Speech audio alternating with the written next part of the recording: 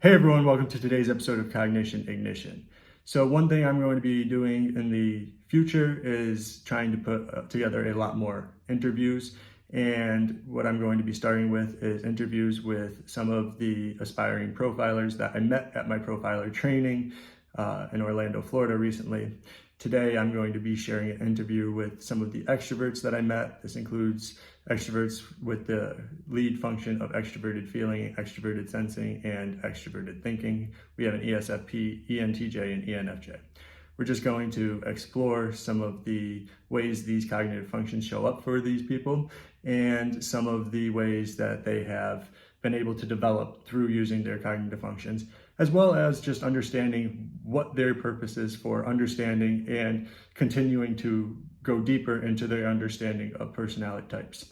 I hope that you guys really enjoy this video, and if you do, let me know in the comments. Don't forget to subscribe, and there will be more like this coming. I hope you enjoy. We were actually just talking about ENTJs and INTPs, and it is the shadow, right? That's how you see it. Like he's your shadow.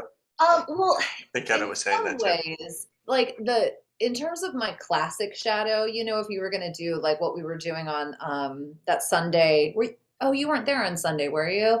When we did the bonus day? Yeah. Okay. So we were talking about that, and so actually, as an ENTJ, my shadow is an ISFP. So basically every letter of mine flipped. And what that means is that it's all the same functions, they're just in reverse. So where I lead with TE and have FI as my baby, an ISFP would have FI as their lead and TE as their baby, and then the SE and the NI would be flipped too. So that's technically like my shadow or my animus, which they say I should try to be more like. And I kind of love the idea of that because I feel like ISFPs are just like Daenerys Targaryen, and I'm like, I could do that. Yeah, I could do that. So yours, I mean, I guess it depends on what you would place yourself as, but yeah, Kevin's would be an INTJ. Yeah. See, I was thinking John Beebe's model, like the four sides of the mind, where like ENTJ and then INTP's underneath as like the shadow, and Oh, then ISFP would be like the subconscious. And they say like or I've heard the subconscious is actually like where you're kind of going when you're like, yeah, like when you're aspiring to something and like you're kind of, it's more of like a healthier state of mind, maybe. Whereas the shadow, you just kind of go in like more of an unhealthy state. That's how I find, like when I'm in a bad place, I act more like an ISFJ. mm, Um, but I can channel that INTJ energy in my job, I would say, right. I do that a lot. So Yeah, that's interesting. So then that would mean that my INTP is the place I go in bad times, and then my ISFP is where I should go when I want to just rule the world. and express yourself. So if you ever hear me doing a will diatribe, to just be like, Lisa, stop. You're in a bad place. So what's like the unhealthy version of an ESFP though? Like the ISFJ you said, right? But like what happens then? Uh, I'm just like really in my head and in like a really negative way. Um, I get almost like in like a state of being in my comfort zone to some extent. It's just kind of an energy, I would say. Yeah, I would say those are like the main characteristics. Um, it's really like a behavioral thing more so. Like I would look more like an ISFJ in terms of how I presented behaviorally when I'm in that state of mind. And I just wouldn't, when I'm in a good place, I do kind of present as an ESFP stereotypically. I love that. Did What any about, of you? oh, sorry, go ahead. I was just gonna wonder, did any of you have like a hard time finding your type originally, or did you guys always like instantly know you were like that type? I it literally nothing else made sense for me. I mean, obviously everyone before they like realize how inaccurate tests can be, take the test like a billion times. And I took like probably every test that I could find And actually the only other thing I only tested differently once, and I got ENTJ. And which like there's so much about like being an ENTJ that like I can relate to, but I also like cannot. And so no, it's not ever really been a question, but I definitely think when the 101 group like first met, and John and Antonio were like, people come into this thinking they know what their type is pretty confidently, but like hold on to that loosely, because like we almost always have a few people who realize that they've been mistyped and have kind of like a big epiphany at the event. And I was like, well, let's hope that I wasn't wrong, because I already tattooed my cognitive functions on my wrist. So that would be awkward. Very inconvenient. Yes. Scratch it out. Yeah. I was like, I mean, how hard would it be? It's not like super aggressive. Like the font is like kind of like thin typewriter font. So See, like Is that a permanent tattoo? Oh yeah, it is. I didn't notice that. Well, I mean, that's kind of it's honestly, it's actually out of all my tattoos, it's in like the most visible place, but it's so like thin and small that like unless you're really looking for it, you're not going to notice, because it's like it's facing me. Like if I'm writing or something or typing, I can see it, but like otherwise, like I don't think people really notice it. I'm like, check this out. Yeah. But then when people see it, they're like, why do you have elements from the periodic table on your arm? And I'm like, do I look like someone who does a lot of chemistry? Like, why would you ask me that? So yeah. Well, nothing says 100% certainty than getting a tattoo of the cognitive functions on your wrist. So you must be pretty darn certain. Yeah. Good. You waffled around a little bit, Kevin, didn't you? Yes. Well, as the journey starts for most, I typed as an ENfJ on 16 personalities. And that's largely a behavioral thing, I would think, because when I'm, as I said, like being in an unhealthy, depressed state, I have more of that kind of energy, whether you want to call it an ISFJ energy or an ENfJ energy. I ended up getting typed by some cool people in the Union Typology reading group on Facebook. So I did like kind of a whole video interview thing where I answered a bunch of questions. They typed me as an ENFP, which is interesting. And they broke, like, they literally gave me like the transcript and they broke down the sentences and they're like, oh, this is FI, this is like TE, this is like, SI. And they like broke it down really in depth and stuff. And then there's I don't know if you guys are familiar, there's a channel called Typecast Heroes on YouTube. They make really good content, but they haven't been putting much out lately, unfortunately. But I went through a similar process with them. They also thought I was ENFP, but they had me take a couple online tests as well, kind of to add, I guess, another dimension there. But when I actually did like a proper profiling session with Klaus from Personality Hacker, he came to ESFP as a conclusion, and I think that was like the most legitimate typing session I did. So like I trusted it a lot more than the other ones, and it took a little while for me to kind of sit with all that. But the more and more I kind of go on with my life, and even my experience at the live event, I'm like, there's no way I have intuitive preferences. I definitely have sensory preferences. And, FIT polarity is very clear to me.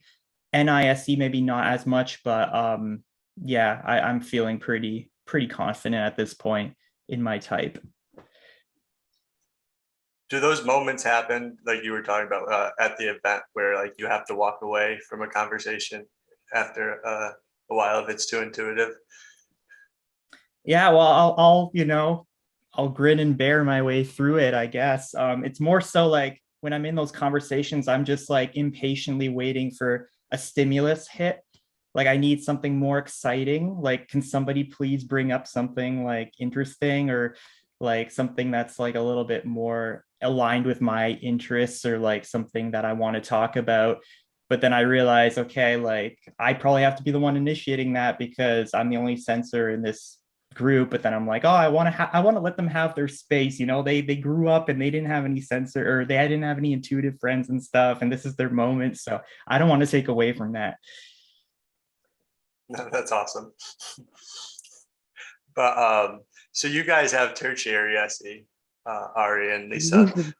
Like, how does that work out for you guys? Like, what does that even seem like? I love it. I really love my SE, and I think that I've only recently begun to kind of consciously acknowledge how much I love it because I think I was one of those people in the past, and I originally thought I was an ENFJ, and it was actually only recently that I realized I was an ENTJ. So the SE part was never in question, but I think at the very beginning, I was one of those people that was like, oh, I just know I'm an intuitive. Like, I'm definitely not a sensor, just like the things that you say when you have no idea what you're talking about. But then as I learned more about type, and specifically as I learned about like what extroverted sensing is, I realized that yes, I live in that place a lot, a lot, a lot, a lot. And I love it. And because I always played sports and I always was into the outdoors, and some of my happiest memories are being in nature, going on hikes, eating amazing meals, like being in a place with like lovely candles that smell good, or like a bubble bath, or it's very sensory. And I think in my little baby ego, thinking that like I'm very special, I'm an intuitive, like I think I just was trying to play the game where I identified with my NI and was like, no, I don't have any sensing preferences at all. And no, I have so many. Like, if I weren't so dead set on the fact that I'm absolutely a judger, like, period, the end,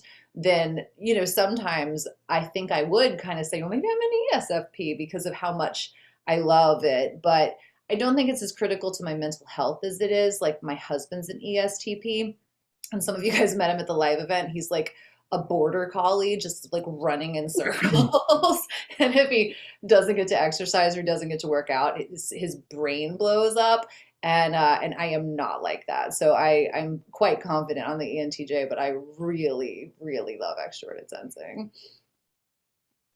Yeah, no, so I can relate to that a lot. I also will say that having SE as a tertiary and also having ADHD, I think is that's a fun time because I am not developed enough in it to tune out certain sensory things coming at me that I think would be easier to tune out if I were more developed in it.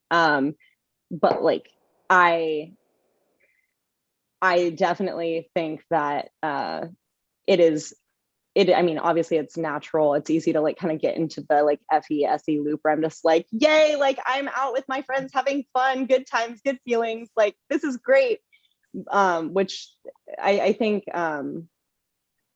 in a man, I just like I do love my SE, but it's definitely like kind of a love-hate relationship because I can tell how easily I get sucked into it and how easily I let it take the reins when I don't need it to be taking the reins. But like, although I will say I'm not very outdoorsy. So in contrast to Lisa, I am not super outdoorsy. I'm like allergic to most things that sting or bite. And I also I have really dramatic reactions to them. And it like just overwhelms me once I'm bit by something. I'm like, this isn't fun anymore. I can't do it. Like, take me inside. Like, it's not my favorite, but like, I love food very much, but I like, it's actually one of the things I have the hardest time making decisions on because so many different things sound good to me that I'm like, I don't want to like not get to eat this, but like this sounds so good, but like then when will I get to eat this instead?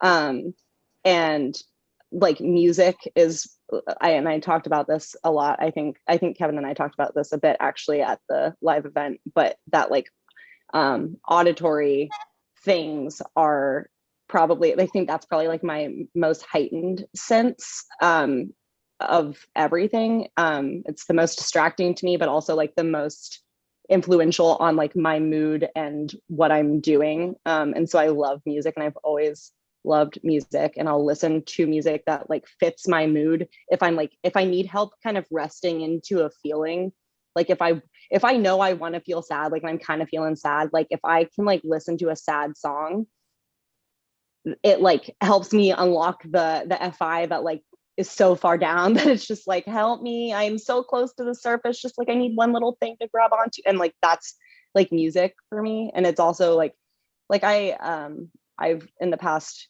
like year or two started going to the gym like regularly, but like never in my life was I like a gym goer. And like I probably did almost every sport that you could do through school, but it was mostly forced because my parents like required me to pick a sport to do each season because they wanted me to like stay active. But I was like, mostly because I get really competitive. And if I know that I'm not going to be like the best at it, I don't enjoy it.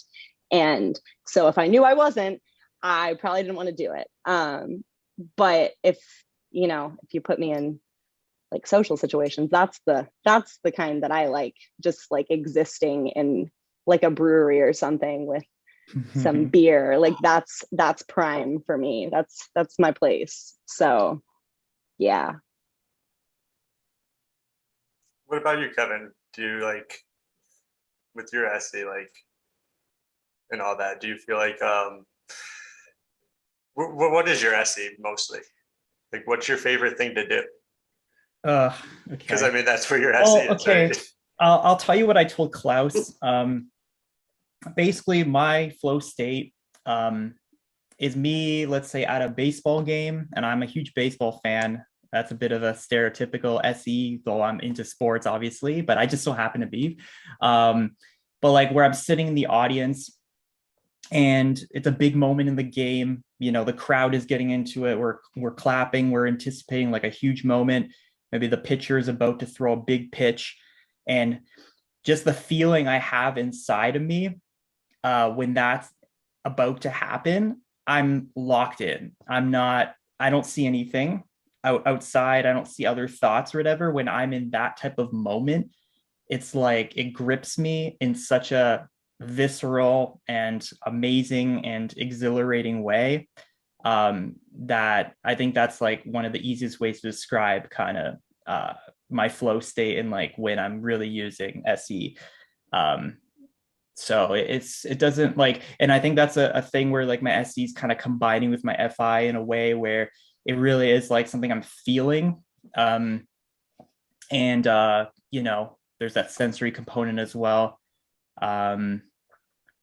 Yeah. So would you say like it's experiences, like being able to just capture every part of an experience, specifically, like how are you with like a new experience? Like if you don't know whether you're gonna like it or not, like how do you go into that kind of experience? See, that's tricky because I do prepare a lot for nerve-wracking things, like whether it's a job interview or that kind of thing. But if we're talking like something more leisure-based, I'm usually pretty open. I mean, someone would have to tell me what exactly the situation is, but I'm pretty open for the most part. If someone's like, oh, like let's go check out this restaurant over there. Like we've never had this type of cuisine. We've never been to this restaurant. You want to go? I'll be like, yeah, I mean, that sounds like a very interesting experience to do. Particularly, I'm just thinking like I just went out for dinner with my family or whatever. And like, I picked the place because it was like my birthday. There's the type of people who would maybe like want to go back to the same place every year because it's kind of like, oh, like we always have fun at that place. It's like kind of the place we go. It's like a tradition. For me, like I put in like a ton of energy to try and research like all these different areas in the city and like all these different potential types of cuisine. That's kind of how my SI sometimes filters down to my NI, where I have to see all the potential experiences that we could have. And I have to almost like put in like a ton of work to like survey all of that. And then I can then filter it down to be like, okay, this would be like the most like unique and memorable and new type of experience that we could have. And then I go and make the decision. So I thought it was the EJs that kind of like to like plan those and make all those kind of decisions. How do you guys relate to that? I do love planning. I definitely love planning, but I think that maybe it's being an EJ rather than an IJ, I think having extroverted sensing higher in the cognitive function stack means that I'm not as obsessed with planning, I think, as some of the IJs are. I can see Ari shaking her head. Because, you know, I like to have a baseline plan of some sort for sure. I want to have an idea, you know, if I'm traveling, I'd like to know what my options are so that I can sort of not waste time when I get there. And that's maybe my extroverted thinking too, just wanting to maximize my efficiency of fun. But I think that I'm comfortable enough with my extrovert sensing that if I were to get somewhere and something else looked more interesting or more appetizing, or a line was long, or there was a prettier view over here from wherever, I think I could pivot pretty easily. Would you say, Ari, same with you? Yeah, no, I agree. I think that I I don't need to do like a heavy amount of planning necessarily for like, I mean, like for like the restaurant example, again, like especially, okay, so if it's in like where I live, like if it's just like my friends and I are going somewhere, like we're just going out to drink on the weekend, like I just kind of assume that I'm going wherever everyone else has already decided they want to go, because yeah, I'm just going to do what everyone else wants to do. But if it's like a place that I don't like very much that everyone's trying to go to, I'll kind of like suggest lightly, you know, like maybe we should go to this other place. But like if I'm going on a trip to somewhere that I'm like not familiar, I will do the same thing where like I'll spend time prior to going, like looking up reviews of different places like in the area close to like where I know I'm going to be, like on Yelp, and like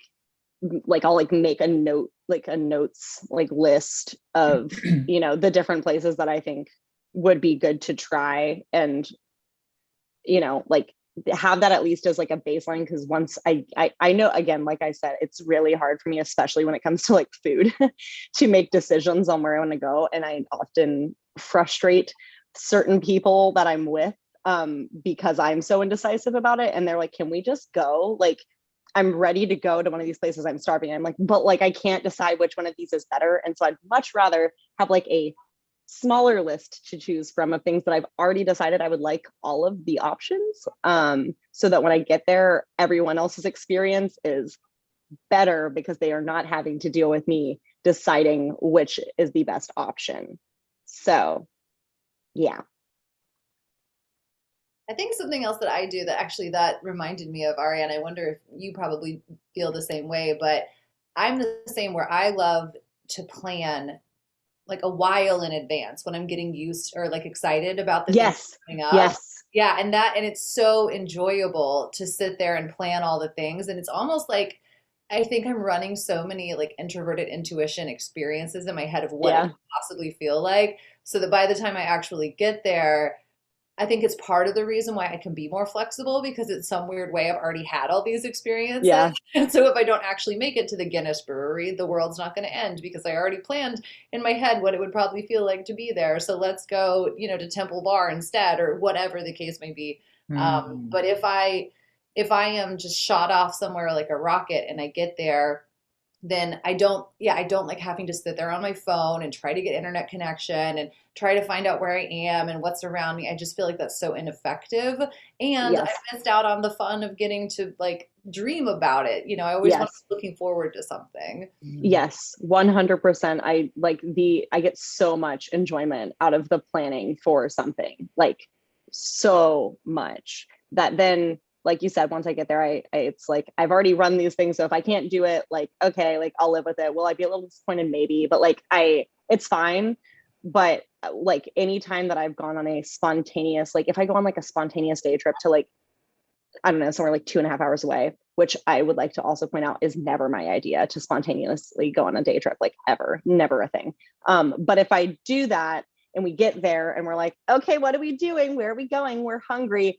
It like almost, it almost like ruins the fun for me, because then I'm like, well, I don't like, you know, like if whoever I'm with is like, let's just walk around and see what we see, or like what we can find. And I'm like, but like, what if the way we're walking is like the opposite direction of like most of what there is to choose from? Like we should at least look at a map and then see like what area has the most, you know, options for us. And then like before we get there, we should be looking on the map to see like we'll like, you know, look at the menu real quick, and just that way we don't have to spend as much time once we get there. Because yeah, if I am put in that position, I don't enjoy it as much, and I actually end up getting a little bit grumpy because I'm like, I'm expending this energy just trying to find something, and now we can't decide on something because now my like inability to make a decision on which thing sounds better is causing even more problems, because like the one place that now sounds better than where we are is like 10-minute walk back that way. So yeah.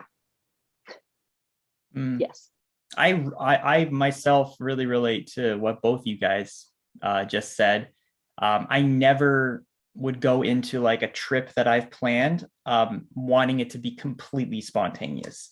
Out of the group of 3 friends where we travel every year to go on baseball trips and stuff, like I take charge and I come up with the itinerary or whatever, and I spend at least a couple months, I would say, like planning, and in the each day, like I would get their feedback if there's anything they want to do or whatever, but then I would bring that back.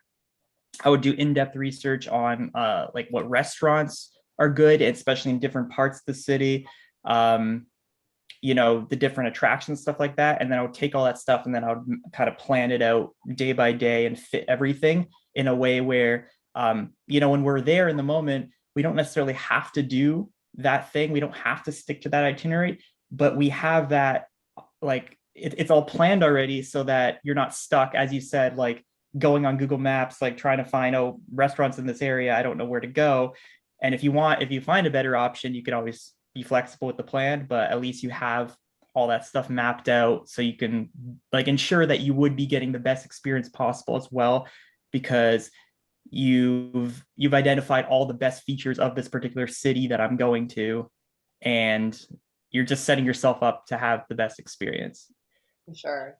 It's funny because I feel like I have a tiny little asterisk, which is that there's always a couple of times a year, even just honestly like 1 or 2 days a year, one being my birthday, where I absolutely refuse to plan everything. And I'm like, somebody do this for me. And then if I can somehow convince my husband to take over the planning for a trip, often if it's somewhere that we're going that I really want to go and I really care about, I would have trouble giving up the reins. But if it's somewhere random that I don't really care what we do, I'm just so happy to go somewhere and to actually not have to be the one who's in charge. Because as much as I do like planning, and specifically like you guys said, if you get to the city and everybody's like, well, what are we gonna do now? Then I just kind of de facto become the leader at that point anyway. Because I'm like, well, somebody's got to make a decision, and I take it upon myself as stress.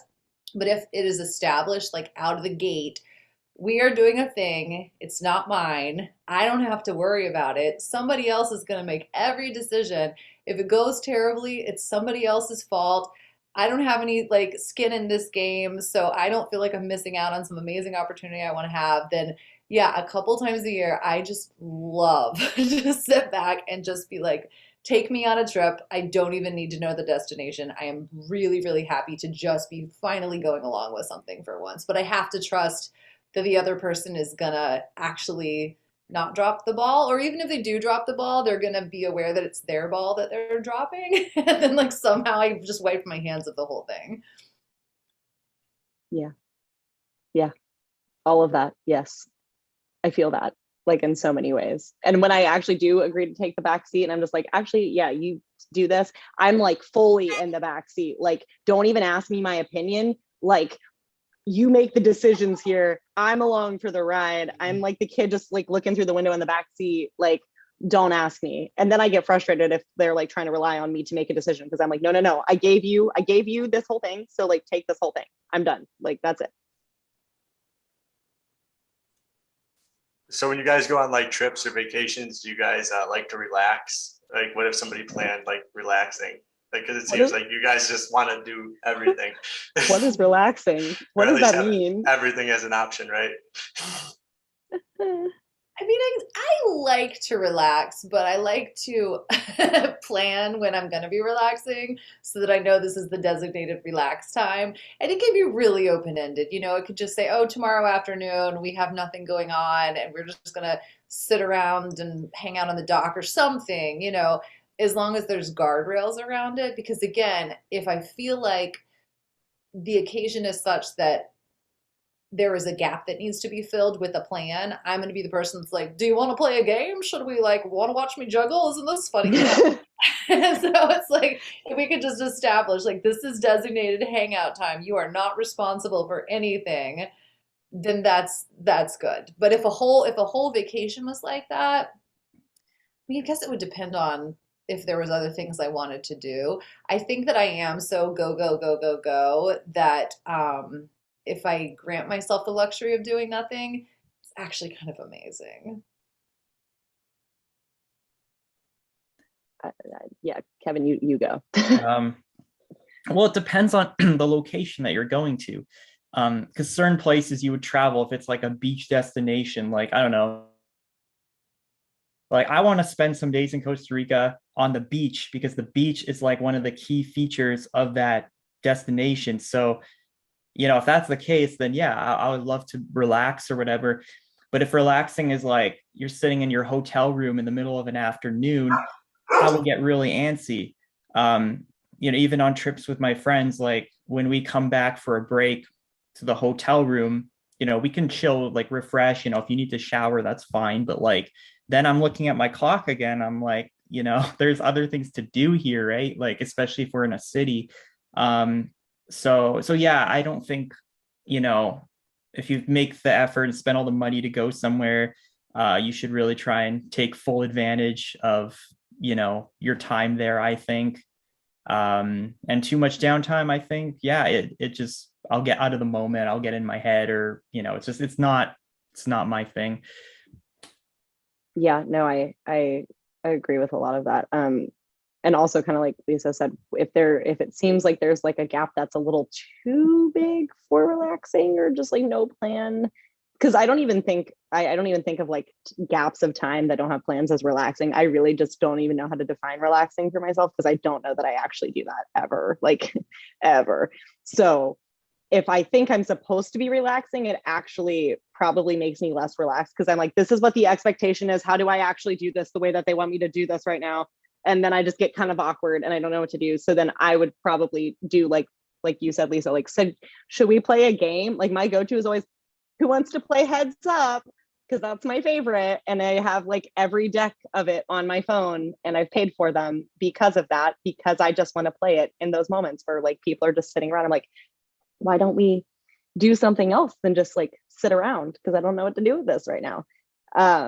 And kind of like Kevin just said, like it takes me out of the like experience as a whole, I think, in a way, because the more time that I'm just kind of like sitting around, the more time I'm thinking about all of the things I need to be doing, like whether that's actually on the trip or like back in reality with work or like other things I have committed to. And so if I don't have like an active experience going on that I'm supposed to be like engaged in, that I can at least try to be engaged in, like it is really easy for me to just get kind of like pulled out of vacation mode and like back into all of the other things that are always like going through my head that I need to deal with. So yeah. Sounds like a lot of fun. I mean, I kind of like that. When I'm on vacation, I don't like to really, I like what we did actually. I liked how we had the pool and everything, but I don't like to like go walk around everywhere. Even like going to Disney Springs when we were down there, I was like, I don't think so most of the time. Like, because, but I don't know. There's certain vacations where I can see myself getting more active, I guess, like you guys. Something else I wanted to talk about was you guys had said like, so Lisa, you had thought you were an ENFJ. Yes. And Ari, you thought you were an ENTJ, right? Is that what you said? I don't know that I ever thought it, but I tested as at one time. The one time I did not test as ENFJ, but yeah. So I see that like a lot. And I think Ari, you had like a friend who's in that position as well, right? And like, what do you think like the similarities are between like the F, E, and T that makes that happen? Because a lot of it is just taking an evaluation of the outer world, right, of that function, and then like coming up with an interpretation of like what that means for you, right? So where's like the real differences there? I could talk about this for the next 400 hours, so I'm gonna let Ari take a stab at it first. Oh God, I was like relying on you to go first since you just had to make this distinction. I think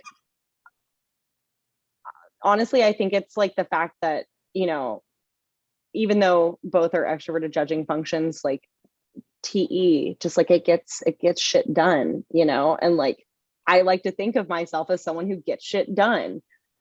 Is it in the manner that TE does? No, not even remotely. But like I think as a concept, I'm like, oh wait, but I operate like the bad bitch ENTJ that, like, you know, they are. And I don't know. I mean, I think that's the only reason I really like ever truly identified that way. But like the more I break it down, I'm like, I'm not as great at managing resources. Like if anything, God, I need help with a budget so bad. Like that's not a strength of mine. I'm also really really relaxed with time management, not in a way where like I don't like being late to things. Like I don't, but I have a very bad sense of how much time I have to be doing something. And so even if I am trying really hard to be on time, it doesn't happen very often.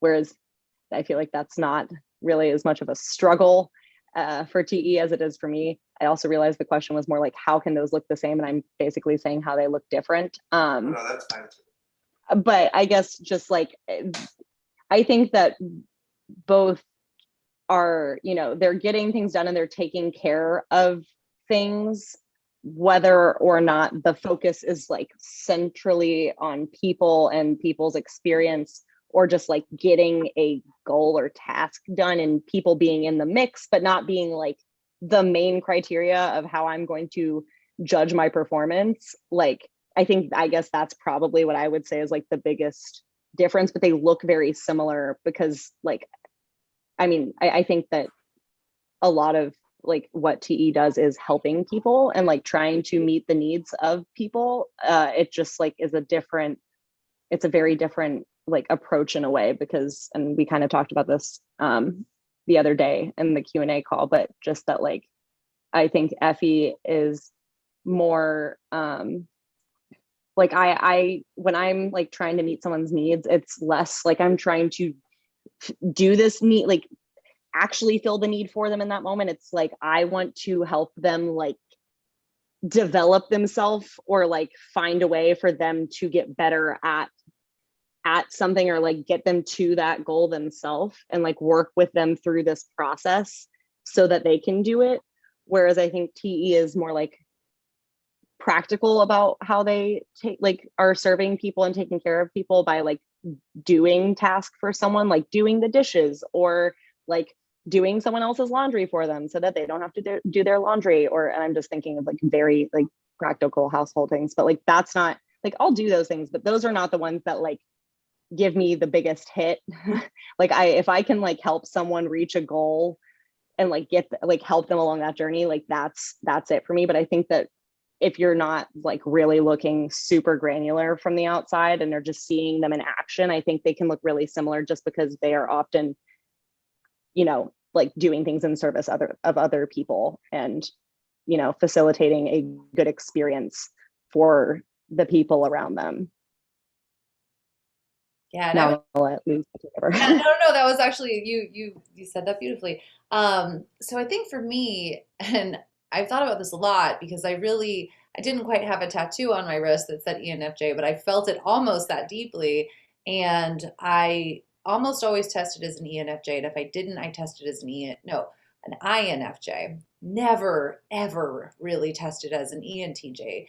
But then when I started learning about the cognitive functions, I had to admit that extroverted thinking sounded really lovely.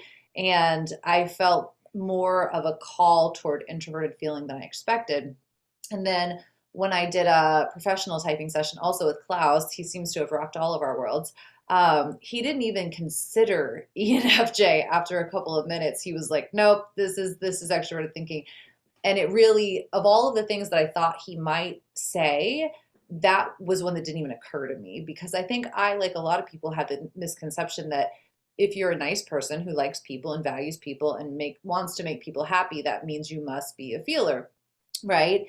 And what I've come to learn is it really comes down to whatever your introverted feeling anchor is. I know that in the personality hacker system, we call it the 3-year-old, but for me, I really view it as an anchor, because if you are a person whose introverted feeling has decided that people are important, then, when you talk about metrics, when you're making a decision, the importance of people in your subjective internal view is going to decide where you put those people in your decision-making metric. And for me, people have always been so important to me that people are one of the top metrics. And, from a distance, you might even say they're probably the top metric, i.e., she is probably an ENFJ because she's making decisions to make everybody else happy all the time. But I think in reality, ENFJ never really fit, because I think that it was close enough that I could sort of walk that walk and talk that talk. But at the end of the day, I did not get the personal satisfaction out of helping people. I mean, that's actually not even true. I did, but I felt exhausted by people, where I feel like, a lot of times if an ENFJ is hosting a party or doing things for people and having people all around, and there's this, emotions and feelings and everybody's around, I found that exhausting. The idea of hosting a party like at my house on purpose, like, no, I would never do that. And so that's why I really thought for a while that maybe I was an introvert, or maybe I was just the worst ENFJ in the world, because I wasn't getting my cup filled by people the way that everybody else was. But in learning more about extroverted thinking, what I learned was I am trying to help people by being effective for them. And that's the gift that I give them, is like my effectiveness, right? And I am kind of like Arian, that I think I like to help people along and sort of inspire them to be the best version of themselves.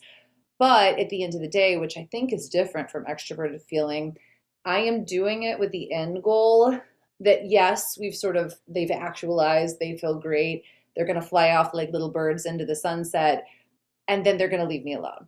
So I think that that's a different end goal than probably an extroverted feeling person would have, where the actual, oh, wow, look, we did this wonderful thing, like that is an energetic thing in and of itself. Whereas with me, that's amazing, and I love that, and really unselfishly it is the greatest, but being in that space of emotional intensity with other humans really taxes me. So for me, the checklist, bucket list, oh, we did the thing, look, I made this thing for you, aren't you happy? Now go take this thing I built for you and get out of my office. So it's very much, wanting to help people without necessarily wanting to feel entangled with the people, the way that I think an extroverted feeling user, like, they get energy out of the entangling with people, where I'm like, why is everybody talking to me? Like, just leave me alone, That was such a lovely way to describe both. Like, I am just like, I can't even stop smiling, because that was so perfectly accurate. And like, you just wanting to, like, you help them along, and then it's done, and then you're like, okay, shoo, like, I'm good now. And I'm like, no, let's revel in this energy forever. I feel so connected to you. We just did this big thing and accomplished stuff. Like, yeah. You're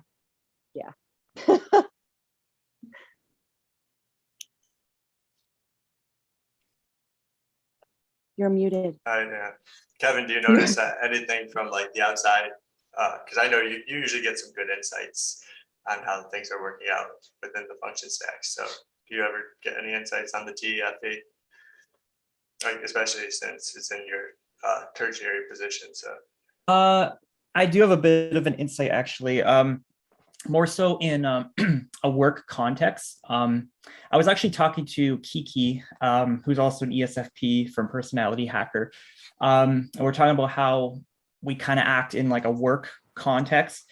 And I was saying how, when I'm in a work mode and I log on my laptop, I am there to get things done, because, I want to, accomplish it and then move to the fun stuff in my life, like outside of work, essentially. So like I get in like a work mode. And so the type of like communication with like my team members at work on, like, let's say Discord or whatever, it can get kind of draining to have to constantly be, touching base with them. And like, I'll so like oftentimes I need to get something from one of my team members in order to do a task. So I'll reach out to them. And, today, for example, is a Monday. So I felt like, oh, well, everyone has to say, oh, like, how was your weekend? And like, I hope you had an amazing weekend. That stuff feels kind of phony to me because I don't know, it's kind of the mindset I'm in when I'm there to do my work. Like I kind of just want to get right to the task, get the information I need and get going. But let's say I'm with those same coworkers, not in a work context. So let's say we're doing something social. We go to, a bar, we go, do an activity together. Then I'm 100% engaged in the people aspect of the relationships with my coworkers. And because I've switched out of that work mode. So then I can be just, in the moment, just enjoy actually being with these people and like cultivating those relationships. But in the work context itself, I just have very little patience for having to be very kind of nice and peoply with other people. And I think my manager, when we had like our quarterly kind of feedback performance review thing, one kind of small little critique he gave me or whatever, not even a critique, but he said it'd be cool to see you like more active in like the Discord chat, and there's some fun conversations that happen in there and stuff, but I don't know, it takes like more energy and it takes up more time to be able to not only get the work I have to get done, and sometimes my workload's pretty big, but then I also have to keep up with all these like jokey stuff and like conversation stuff. So it's like I just feel very comfortable just being like purely in my TE when I'm at work. And then if we want to, do something outside of work with my coworkers, like I'm more than happy to, use maybe a bit more of my FI and SE. Sounds like that SCTE from the ENTJ and the SFP likes to avoid the small talk kind of when they want to get stuff done. That's what it kind of comes down to right there. Yeah, that's interesting. I was actually going to change unless you guys have anything else about cognitive functions, but I was going to let you guys kind of talk about like what do you guys plan on doing with like your profiling stuff since we've all gone through profiler training. I know Kevin has a channel. Ari's thinking about making one. What about you, Lisa? Do you have one? I'll let you start this. I do not know. It's interesting because I find that generally in my life, I am very goal oriented. Surprise, the TJ says. And usually I have a pretty defined end goal for the things that I want to do with whatever skills I'm learning. And this one is actually kind of an exception for me because I actually didn't even know about.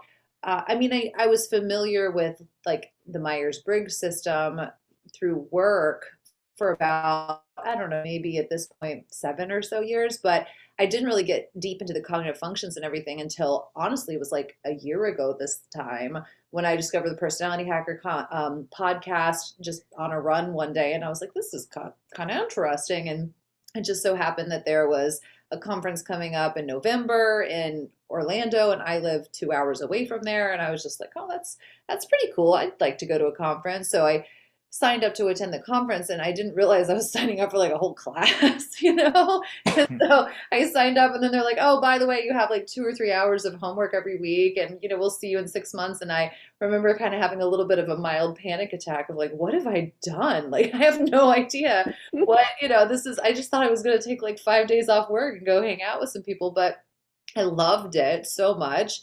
And then I went to the event in November of 2021, and, halfway through the event, I was like, am I signing up for advanced training? I think I am, but again, why, so I started the advanced training in January, and I'm about, midway through that. So it's interesting because I do feel like this is one of the first times that I've just been sort of kind of seeing where something is taking me. I work in nonprofits, and I work specifically in volunteer management. And so having a better grasp on personality and, how people are and how people tick and what people do in times of stress and this and that, like it obviously is making me a better manager. Personal growth, I've just found has been wonderful. It's been really helpful for my interpersonal relationships in my life, and I'm really loving the opportunity to do profiling. So I'm just kind of staying open to it, and if that means profiling someday like kind of becomes a thing in some way or another, that'd be awesome. There's just so many potential things that could play out, but then maybe none of them play out, and maybe that's okay too. So yeah, again, long story short, I have no idea, but I'm having a great time.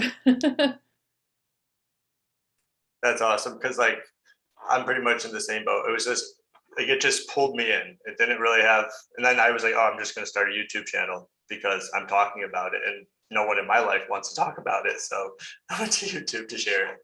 But it kind of doesn't. Like you don't really need a point for it because you can use it in so many like aspects of life and like continuously. Because once I think I understand it, I'm like, no, I don't understand it. There's so much more. Like So true. I know it is unfortunately one of those things where the more you know, the more you realize that you don't know. But I mean, that's the fun of it, right? It's learning just for the sake of learning, which is really lovely. Yeah. Mm. And I was gonna say, even though I have said that I would like to start a YouTube channel, I'm like paralyzed by the thought of that for some reason, mostly because it's probably insecurity around my TI, and I just like am scared of like putting that information out in the world and then people being like, she said something and like it was not right, and like I verified it here, and like she's not credible, so we should not listen to her. And like that all just terrifies me. But when I first got like kind of fell into the personality hacker podcast black hole, it was all for just like personal development, and still is, I mean, I guess primarily for that. And it like played a huge role in like the past like 2.5, 3 years of my life, and has helped me like completely change my understanding of myself, which was something that I think that's something that I don't know that I would have actually like come to without this. Like, I think I would have been living in this fog of not fully understanding why I am the way I am until that. And going like signing up for this for like 101 and then coming to the event a few weeks ago, I was like, I could use this for something after this, but I'm not quite sure what. Like this, if I wanted to do the YouTube, like this would make me feel probably more confident in like starting to create content in this zone. But is that my, the best way that I can integrate this in my life? And after the live event, I kind of came back and had an existential crisis, and have been like mildly like fluctuating between like depressed and like not depressed, because I'm like, this was like the greatest experience of my life. And like, I was engaging with all these people, but all these people who also like are excited about this thing that I'm excited about, that like not many people are excited about when I try to talk to them about it. As much as I want to shove it down their throats, it's not that many who are accepting of it.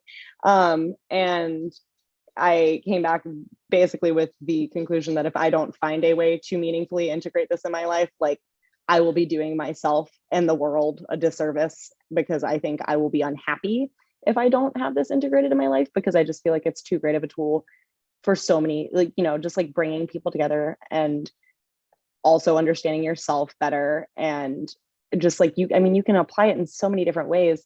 And so I've been, like trying to figure out how I can integrate it in the workplace, and more than just like me using it as my own tool, but like actually trying to find a way that I could pitch a business plan to upper management about like creating an entire thing for it that like is almost like part of the onboarding process when you come in, and like using it also to reevaluate the systems that we are using for like project management, and not just like within teams, but like cross-functionally, and how we can use like the trend of what types are in certain areas, and like how we can cater certain systems to like their strengths and what makes sense to them, rather than like shoving the same system like in everyone's face when it doesn't make sense for them. And this is actually just something in the past like week that I have like been bouncing around in my head. But yeah, so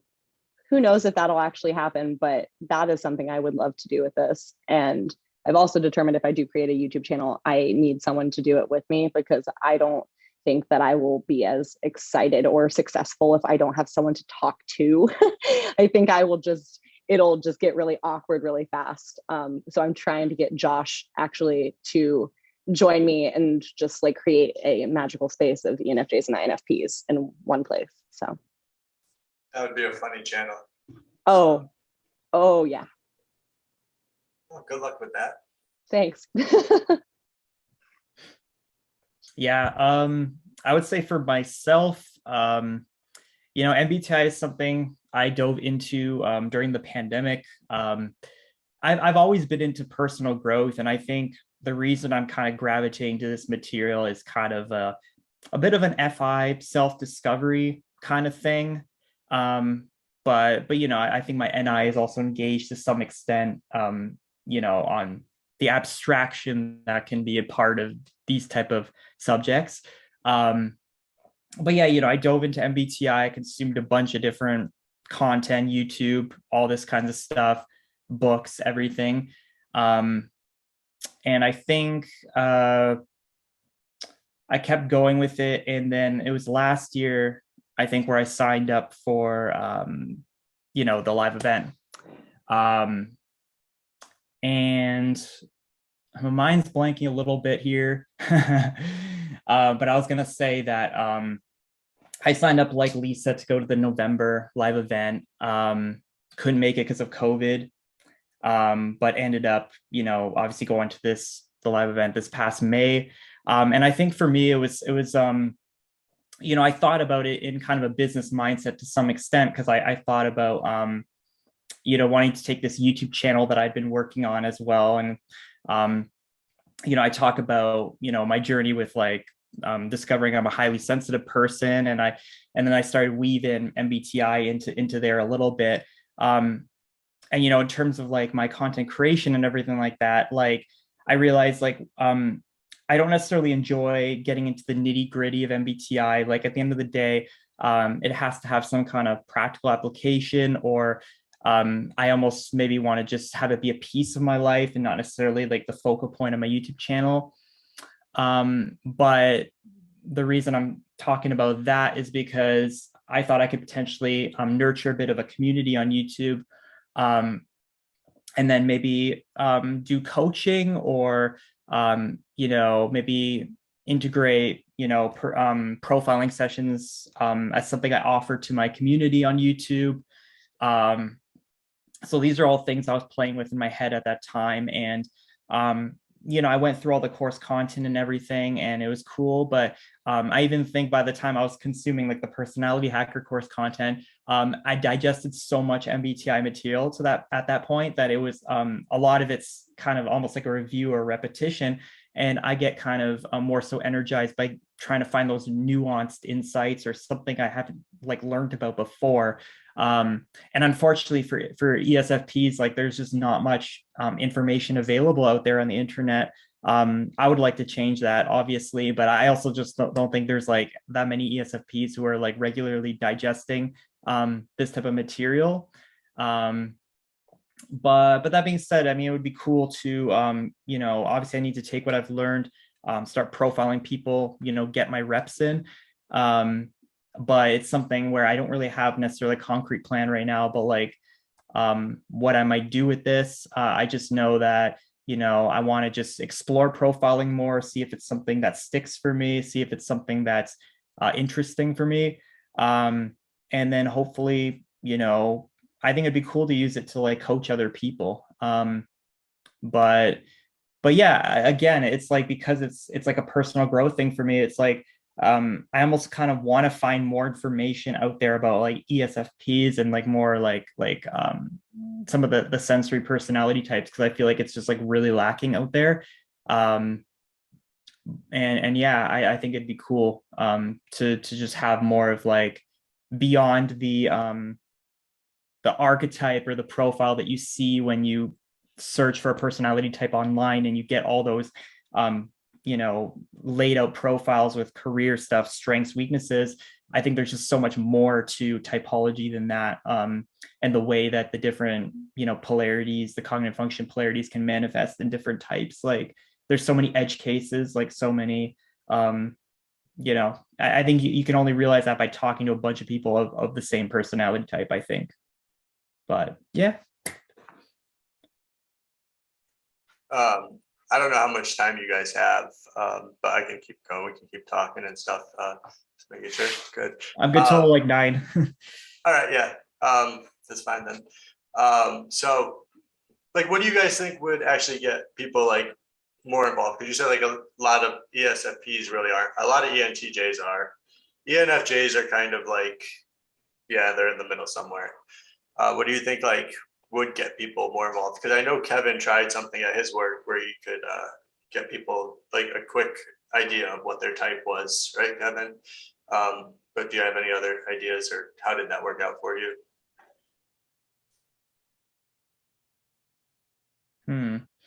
Wait, remind me what exactly we were discussing with that.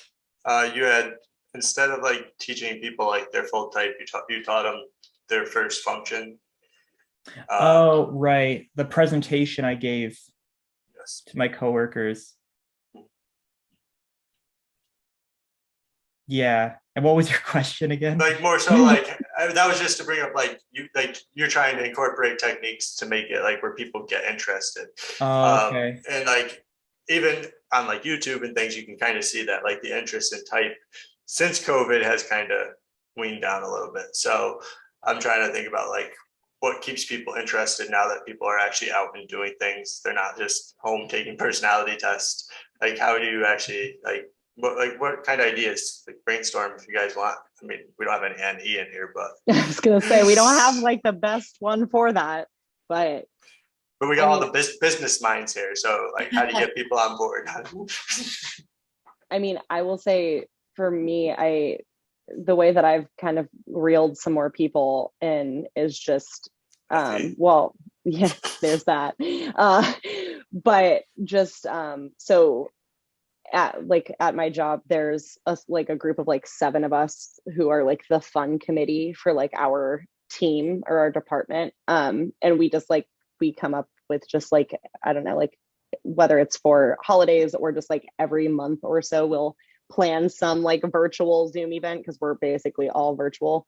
And like try to do some team building thing. And actually one of my coworkers who is also pretty into all of this, she and I ran like a personality one for our team to try to like get everyone, I guess, just like to help each other understand like in a way like working styles a little bit better, and like the way that they like think through a project, and like how knowing these things about each other will like ultimately make working together more effective, because we can, you know, rely on each other's strengths and, you know, communicate better about what we need from each other.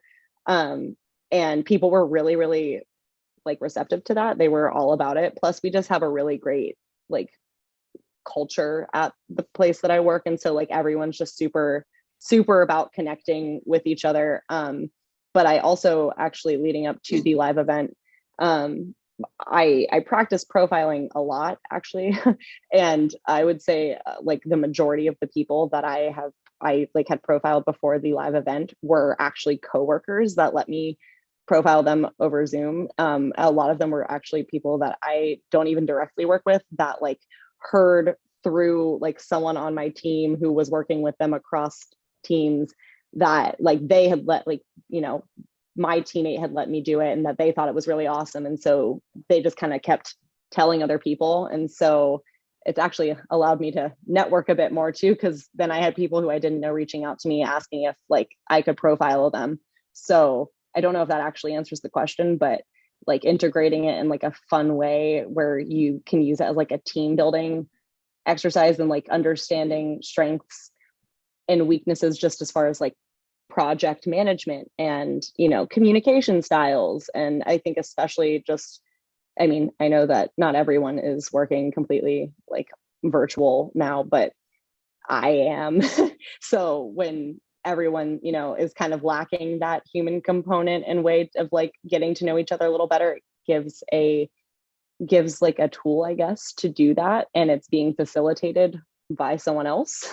So it's, I think, in a way kind of less effort on their part, because they can just like sit and talk about themselves for an hour or so and let me profile them, and then I can give them the rundown and then be like, and then here are these other people on the team and like these are their types, and now you like we can all just like go mingle and talk about it. And it's actually been a pretty successful thing. And after the like first like fun committee personality event that we held, which was actually I think literally the week before the live event, I've had so many people message me like, so when are we going to do part 2? I feel like we didn't get to like talk about this as long as we should have, and like can we do like smaller like groups of this so we can ask more questions.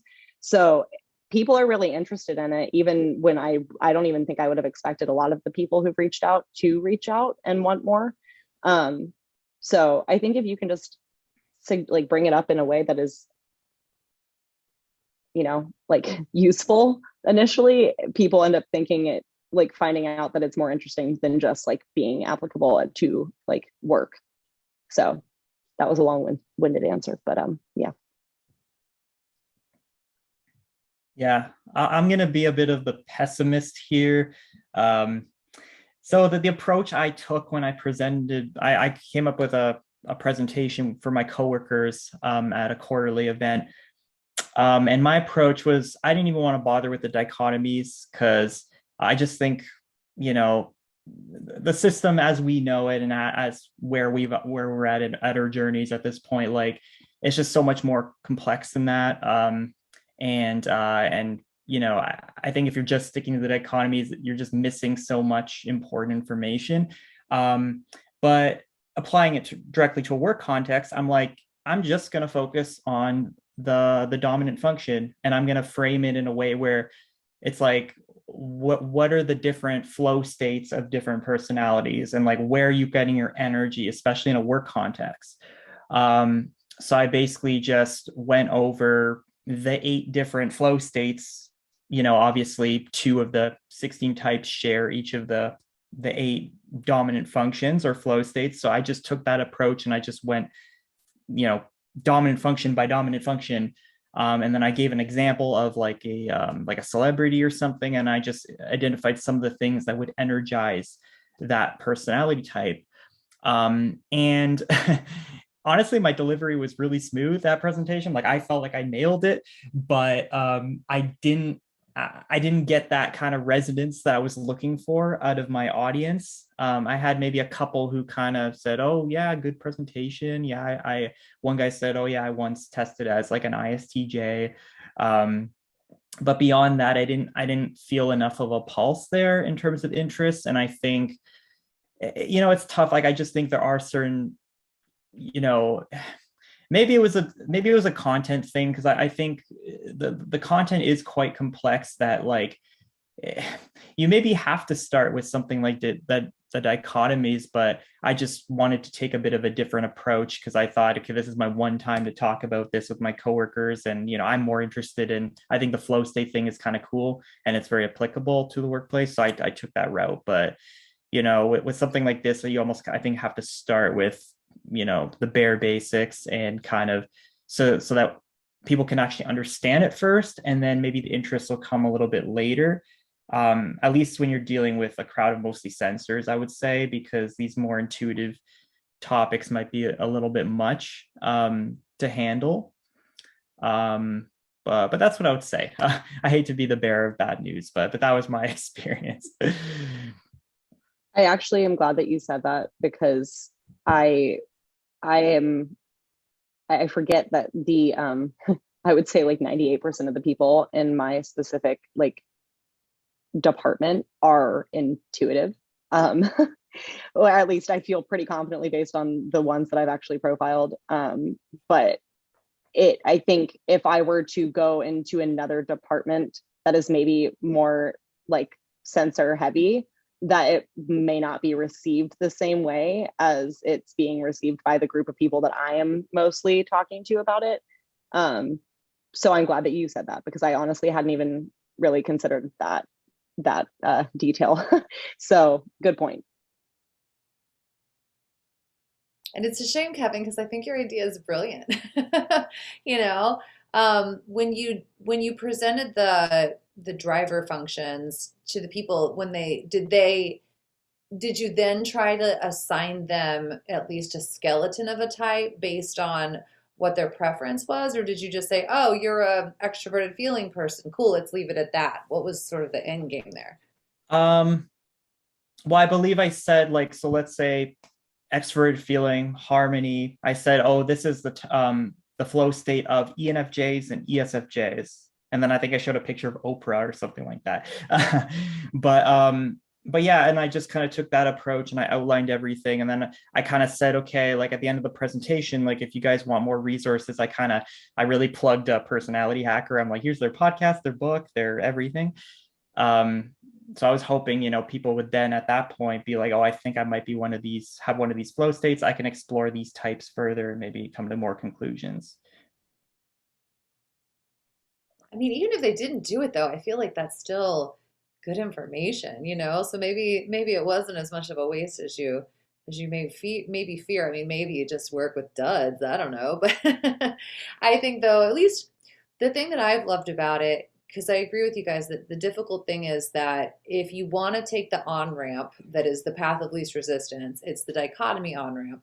And unfortunately, taking that on-ramp means that you are presenting people with a system that makes them kind of feel like they're being put in a box, right? Because that's the thing about the system is at first you feel like you're in a box and then you realize that the box is just step one of the whole thing. And then, really it's that beautiful interplay between all the cognitive functions which is where the magic actually happens.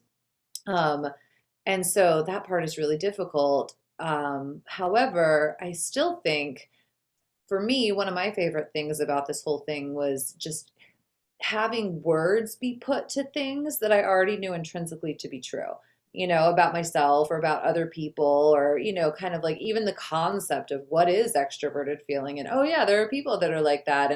And then being taught that, and then you have this thing called introverted feeling and it's totally different. So, because I think probably, at least for me, the stereotype was that all feelers have extroverted feeling.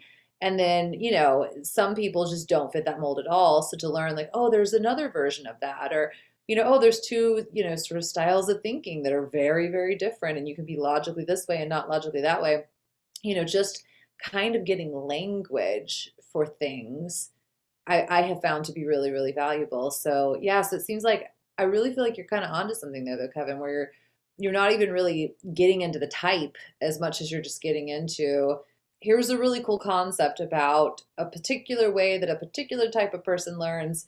You're welcome, the end, and then you could even not say, oh, the flow state of, whatever is whatever or whatever. You could just say, oh, you're a harmony person, bye, and then I still think that could be valuable. So I don't know, maybe there's more to that idea than you think. Mm. Yeah, I I think mean, a lot. Oh, I was just gonna say, like I'm so interested in the topic that part of me wants to take another stab at presenting to my coworkers and maybe like covering maybe a different aspect or something.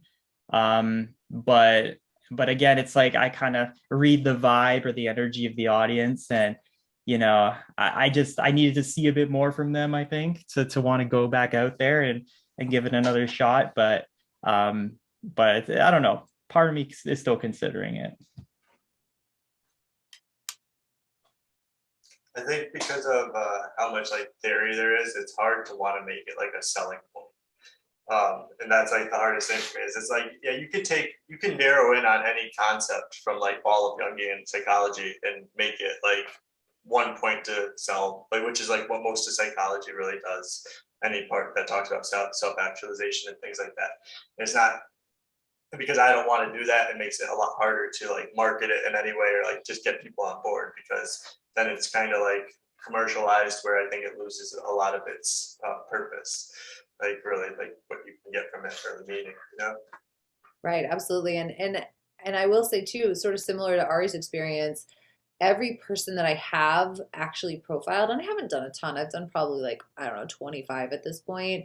So I have a lot more learning to do, but of those individuals, most of them went into it and didn't really know that much about it. Maybe they sort of had an idea of their type from an online test or something. Some of them didn't even have that.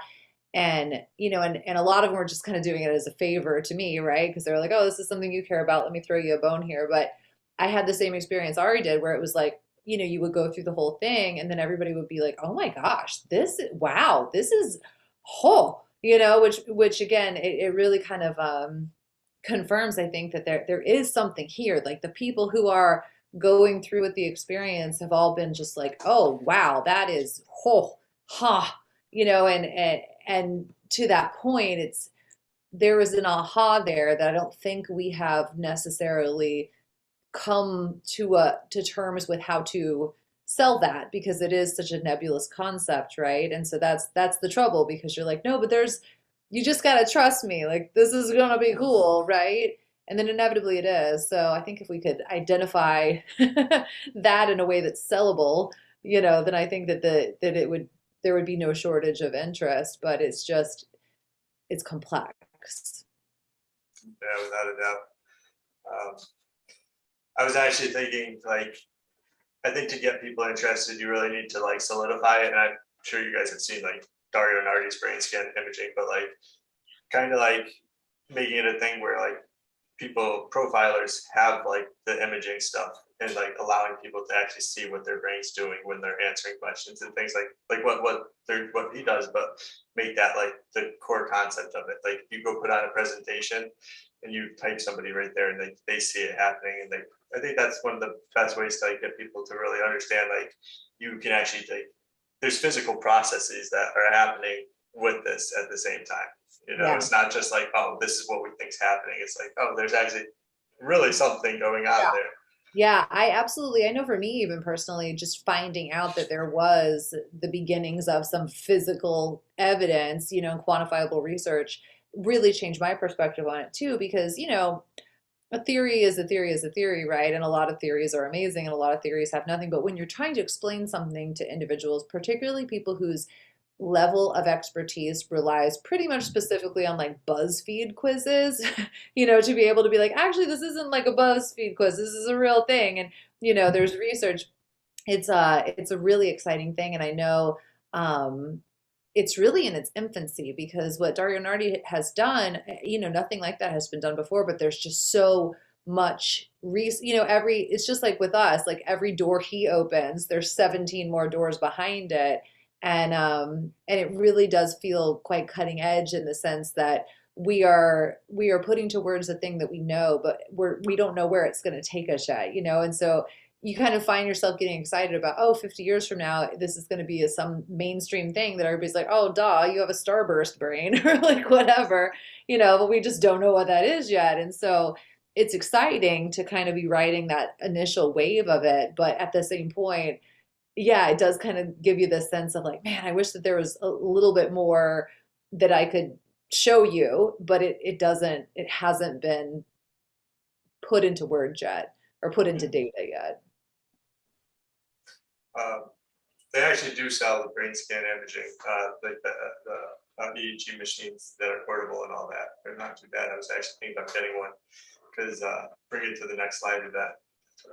Sign us up. Yeah. Yes. But yeah, I don't know. I think that's like what I want to do next with type, is kind of really get into like watch the neurons fire and everything like that. Like understand like the default mode and the executive mode and all that like a little better.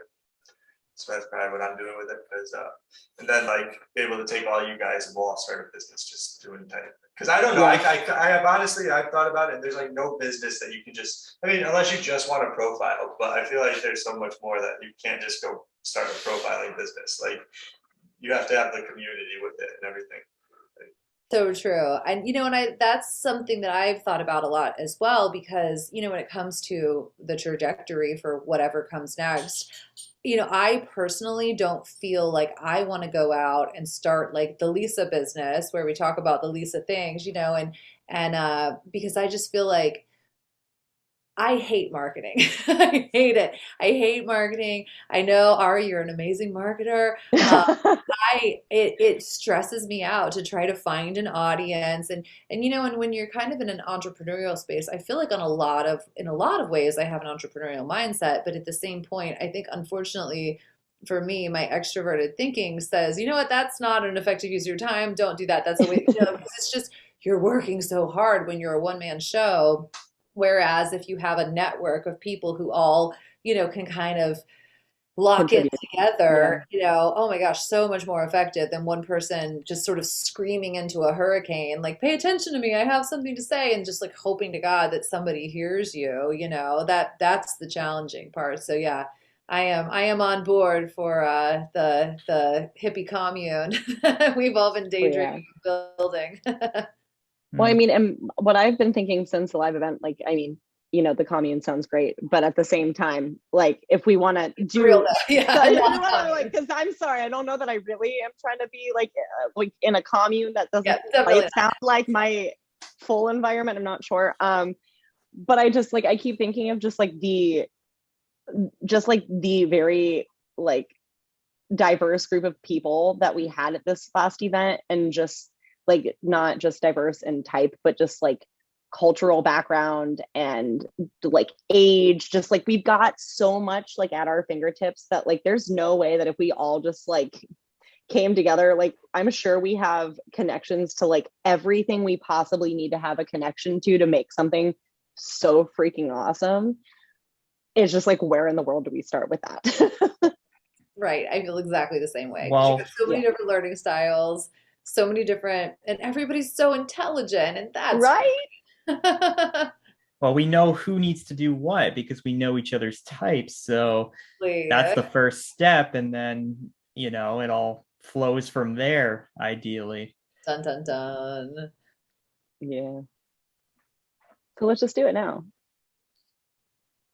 Just do it. Honestly, all you have to do really, especially for something like this, is start making content. Like, you have to get your name out there.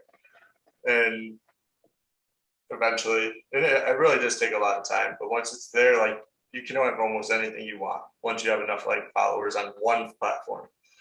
That's really how it works. I mean, yeah. It is. I mean, if you think about it, it's probably like the fastest route to, fastest, it does take time, but like if you can get a following, once you have it, that, that helps a lot. Mm-hmm. YouTube is painted as kind of like the dream career and like an easy job where you just get free money and stuff like that. But YouTube it's a lot of work, actually. Creating the content and being consistent with it and being like having kind of a routine of posting and then getting your stuff out there. And even like, I mean, I'm not somebody who would want to niche down my channel, but I felt always pressured to niche down my channel. And again, I know this panel is about type, but it's like, for me, like type is like one aspect of my life. Like I want to talk about like my health and wellness journey. I want to talk about what I'm doing with my friends. I want to talk about, travel. I want to talk about all kinds of stuff. So you're almost then taking kind of the influencer route where like you're branded under your own name and, you're kind of a person, right? But as it relates to type, like, I think there's just a lot of cool things you can do. Well, it'd be cool to make it more realistic to take this type of knowledge and then really have more certainty of making a full-time income from it. Yeah. Obviously there's a way to do it, like, by profiling and by coaching and stuff like that. But like, I feel like if a bunch of people team up together, like there might be a way to kind of make that happen faster, or, I don't know, do something with this stuff. I haven't even thought about what exactly that might look like, but yeah. It's interesting. I have found that I am actually really good at marketing things that aren't me. When it comes to anything like my job, my career, like I will market all day long. And then the moment that it shifts to me and it becomes something self-promoting, whether it's, even if it's like something I've done, like I wrote a book and I got a book published and I'm sitting there like, oh, buy it if you want, don't buy it, it's probably terrible. It's like, I feel so awkward with promoting myself. And so, yeah, even if you could be a part of a business to where it's like, I'm promoting this business of which I happen to be a part, that seems so much less scary than I am promoting me. Lisa, look at me. I'm the thing that I'm promoting. Oh God, it Mhm. makes me so uncomfortable. Yeah, no, I feel the same way. It makes me feel really icky, and I'm just like, ugh. And then I'm like, wait, but am I don't like, I'm not really that great. So like, Right. I would why would probably you not actually have, want this? yeah, Like, this is crap. If you want to buy this from me, that means you're an idiot. Like, like I you don't know even what I like mean? watching myself on camera. Why would you want to watch me on camera? Like, Yeah. ugh. Like this whole time I'm like, if I watch this back, am I gonna hate myself more? Like, is this gonna make me cringe? Probably. But a business all day long, all day long. Yeah.